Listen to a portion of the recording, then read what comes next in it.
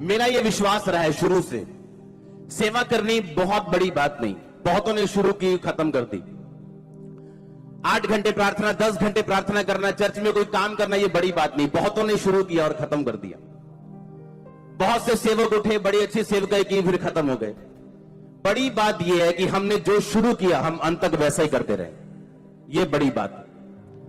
वो कोई भी काम क्यों ना हो, वो चर्च में दिया गया छोटा काम क्यों ना हो, वो प्रीचिंग का क्यों ना हो, वो बड़ा काम क्यों ना हो, ग्रेटनेस तब आपकी लाइफ में एंटर करती है जब आप कॉन्टिन्यूटी रखते हैं किसी भी काम की।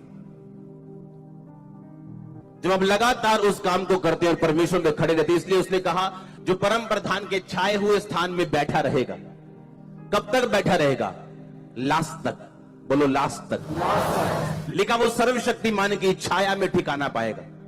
छाया मतलब डिफेंस, मतलब परमेश्वर का हाथ आपके पीछे रहेगा, उसकी बैक आपके पीछे रहेगी, आपके डिसीजन को हेवन बैक करेगा, आपको गिरने नहीं देगा, आपको शर्मिंदा नहीं रहने देगा।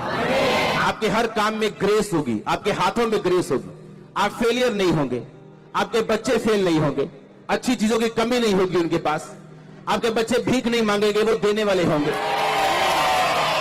तो मेरा यह विश्वास है कि ये तभी आपकी लाइफ में एंटर करता है जब आप कॉन्टिन्यूटी के साथ आप लगातार इन कामों को करते हैं। यीशु मसीह का जीवन हम पढ़ते हैं मरकुस, उसकी 6 बाब को जब आप पढ़ते हो, उसमें अलग अलग तरह के मिरेकल दिखाए गए हैं, अलग अलग तरह की चीजें बताई गई। यीशु मसीह का चेलों को चुनना, 12 चेलों को भेजना, 5000 लोगों को रोटी खिलाना, यीशु मसीह का पानी पे चलना, ये सारे मरकुस की किताब 6 बाब का हिस्सा है। उसमें एक चीज लिखी कि जब यीशु मसीह लोगों को 3 दिन से लगातार प्रचार कर रहे थे और चेलों को बोला कि इनके खाने का इंतजाम करो, तो चेलों ने बोला ये पॉसिबल नहीं है, कोई ढाबा दुकान कोई होटल नहीं है आसपास, अगर हो भी तो इतने हजारों रुपया, इतने 100 दिनार हमारे पास नहीं।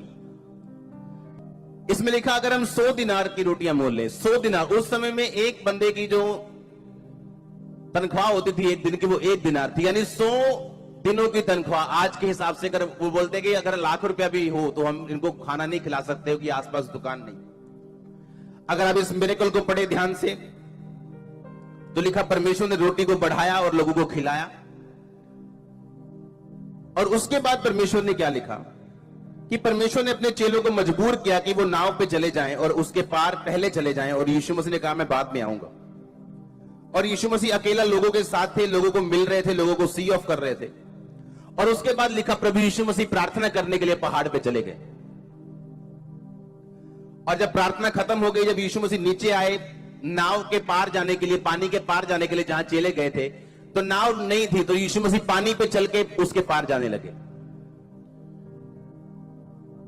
अपने पड़ोसी को बोलो लास्ट तक, बोलो अंत तक।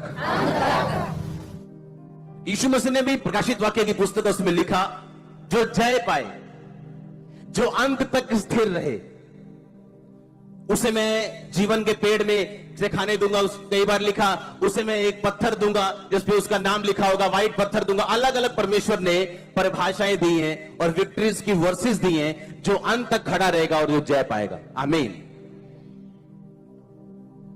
अब आपने ये ध्यान से समझना है कि ये क्या है जो मैंने अंत तक बना के रखना है। प्रभु यीशु मसीह ने कहा कि वो 5000 लोगों को खाना खिलाने के बाद अपने चेलों को मजबूर कर दिया कि तुम भाग जाओ, मैं लोगों को सी ऑफ करके आता हूं। और सी ऑफ करने के बाद वो प्रार्थना करने के लिए चले गए। क्योंकि मेरा यह स्ट्रांगली मानना है, अगर आपकी क्रिश्चियनिटी आप तक खत्म हो गई, आप एक फेल क्रिश्चियन हो।